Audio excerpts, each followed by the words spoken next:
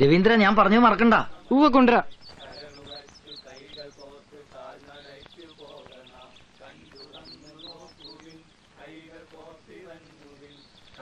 രവീന്ദ്ര, പരീക്ഷ എളുപ്പമായിരുന്നോ?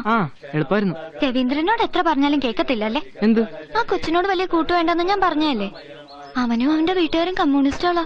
ഇന്നലെയും കൂടെ പള്ളിയിലച്ഛൻ പ്രസംഗിച്ചു, കമ്മ്യൂണിസ്റ്റുകളുടെ മക്കളുമായിട്ട് കൂട്ടുകൂടരുതെന്ന്. നമ്മള് പണ്ട് പോലെ അവനായിട്ട് കൂട്ടുള്ളതല്ലേ. പിന്നെ കമ്മ്യൂണിസ്റ്റുകാരുടെ മകനാണെന്ന് പറഞ്ഞാൽ നമുക്കെന്താ? കൂട്ടുകൂടിയാലെന്താ? ഇവിടെ നമ്മളും കമ്മ്യൂണിസ്റ്റായി പോവോ?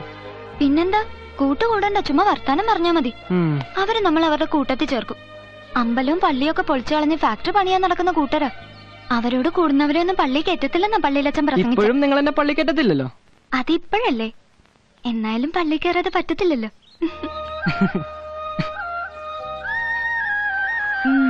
പള്ളി ചേരുവെന്ന് കൊച്ചേട്ടൻ വാക്ക് കൊടുത്തായിരുന്നല്ലേ? സ്കൂളിൽ പഠിച്ച കാലത്തുള്ള ചില വർത്താനം തീരുമാനമൊക്കെ അല്ലേ, ചുമ്മാ പിള്ളേര് കളി.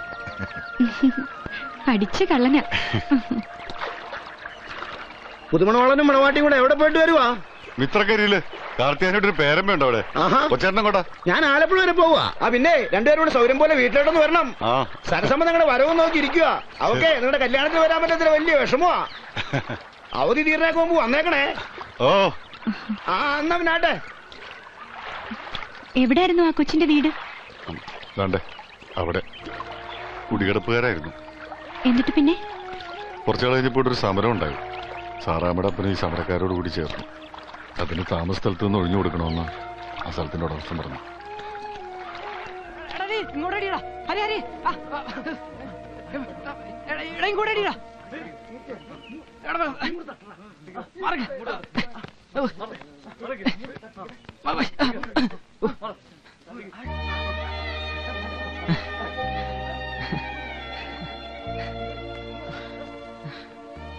കൊച്ചിനെ കാണണമെന്ന് പറഞ്ഞേ.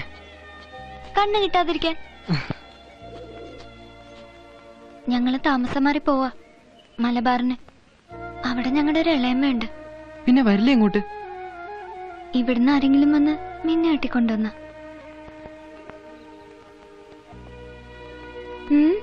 എന്താ തന്നെ അഭിപ്രായം ഒന്നും പറയാത്ത?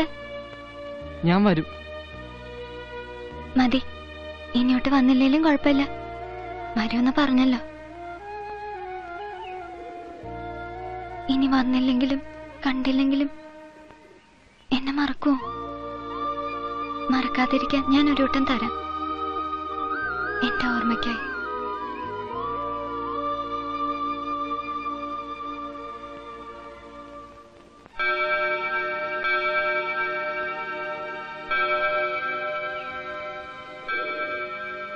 ഇത് കളയാതെ സൂക്ഷിച്ചോണം.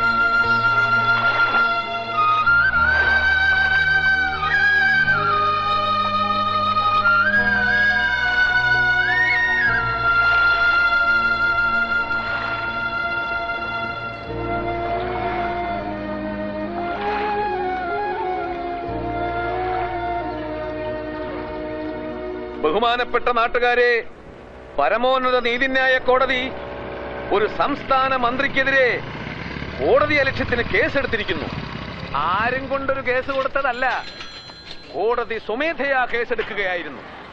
മന്ത്രി കസേരയിലേക്ക് കയറുന്നതിന് മുമ്പ് സത്യപ്രതിജ്ഞ സത്യപ്രതിജ്ഞ എന്നൊരു പരിപാടിയുണ്ട്. എന്താണ് സത്യപ്രതിജ്ഞയിൽ പറയുന്നത്? പരമോന്നത നീതിപീഠത്തിനും ഭരണഘടനാ വ്യവസ്ഥയ്ക്കും വിധേയനായി ഞാൻ നാട് ഭരിച്ചോളാമെന്ന്. എന്നിട്ട് പിന്നെ എന്തിനാണ് ഒരു സംസ്ഥാന മന്ത്രിക്കെതിരെ കോടതി അലക്ഷ്യത്തിന് കേസെടുത്തത്? പത്രങ്ങളിലൂടെയും വാർത്താ മാധ്യമങ്ങളിലൂടെയും മന്ത്രി കോടതി അധിക്ഷേപിക്കുന്നു. അത് നിങ്ങളുടെ നയമാണല്ലോ. യോജിപ്പില്ലാത്തതിനെ അധിക്ഷേപിക്കുക. ഈ ജനസഞ്ചയത്തെ സാക്ഷി നിർത്തി ഞാൻ പറയുകയാണ്, കോർട്ടലക്ഷ്യത്തിന്റെ പേരിൽ പ്രതിയായ മന്ത്രി രാജിവെക്കണം. ഇല്ലെങ്കിൽ രാജിവെക്കും വരെ ഞങ്ങൾ ജനകീയ പ്രക്ഷോഭങ്ങൾ ശക്തമാക്കും, ഗതാഗതം തടസ്സപ്പെടുത്തും, പൊതുനിരത്തിൽ മായാവി